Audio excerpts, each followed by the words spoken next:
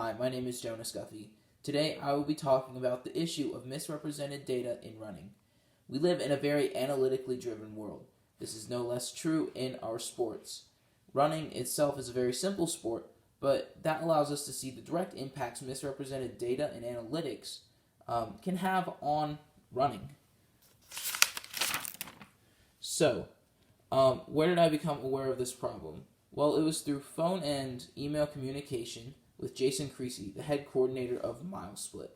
At least MileSplit North Carolina, South Carolina, and Indiana pages. You see, MileSplit is a website that is devoted to running culture in North America.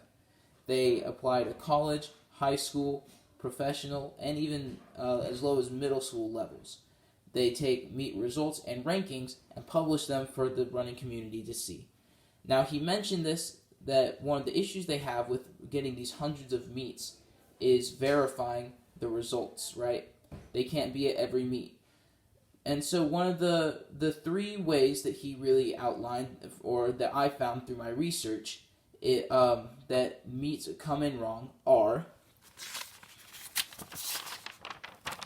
ignorance, accidents, and intentionally. These are the three ways that false meet results really get entered. And so these come from coaches and timing perspectives. One is ignorance. Now, it doesn't take long to be involved with athletics before you realize some coaches aren't actually experienced with their sport. A lot of them are just nice people, and the school had a position they had to fill. So they can tend to mess things up sometimes as they're learning, or if they're just really stubborn. Sometimes they're really nice people, but their formatting can just ruin the whole system when they submit their results. Accidents. Now, an example of this is the Weddington Polar Bear Meet 4 in January. This school, Polk County, has a time in at an 8:52 for the 4x800 meter relay, and that's every athlete runs 2 laps, hands it off for 4 athletes. Their time at an 8:52 would automatically qualify them for the 1A, 2A indoor track state meet. Now, the thing is, they didn't actually run this meet. It was a mistake from the coach, Rick Spencer, and Weddington High School. Now, Rick Spencer, this was clearly an accident because Rick Spencer is a very accomplished and very knowledgeable coach. He later fixed it, but this is an example of an accident. Whereas with the ignorance, it was an intentional action because you think you're right. This was, you usually do things right, but you made an accident. And the last phase, intentional. Now, this is when a coach maliciously, or I guess maliciously isn't the right word, but specifically targets to try and put in false results. Now, an example of this in recent years, from 2 years ago in 2018, there was a coach for the Newark Flames track club in Newark, New Jersey. As they say, everything's legal in New Jersey in the Hamilton and American musical. What had happened was he basically created an entire fake meet to try and qualify his athletes for the New Balance National Outdoor Meet, and you have to have a minimum time to qualify for that. Well, he made up this fake meet to try and qualify kids that hadn't actually run that fast, but he really wanted them to go to New Balance Nationals Outdoor. He was actually caught with MileSplit's detection system by finding the inconsistencies in his formatting and submissions. So,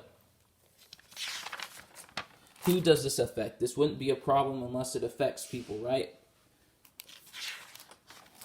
This affects communities, and we see this through both a paper from the Orono Maine Times outlining athletes they have, and even in Cleveland County, North Carolina, there are many papers that like to publicize what their athletes are doing, as they represent the town and the people within the community.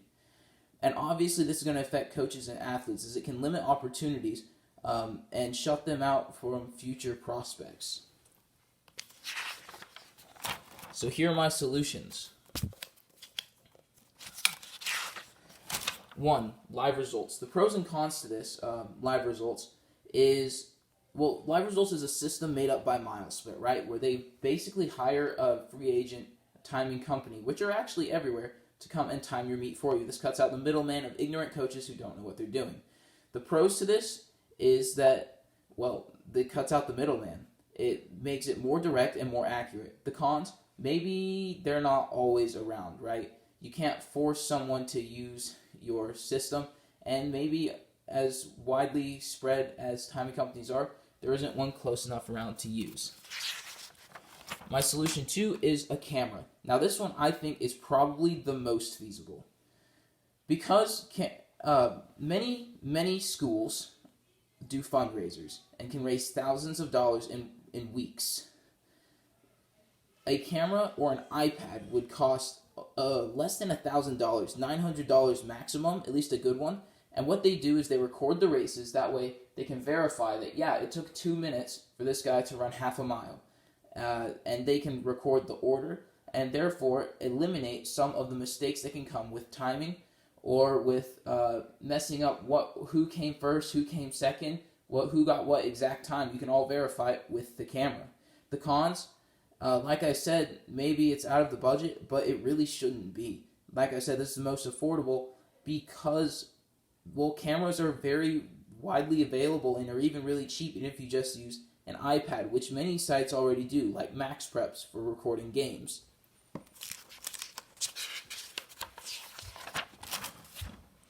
My last idea is punishment.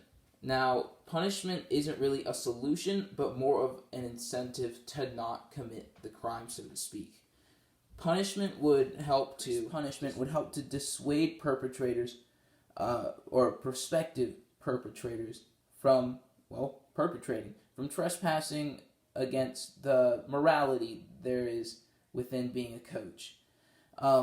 Some may say that punishments are too excessive for something like this, but that's kind of the point of punishments. You don't want it.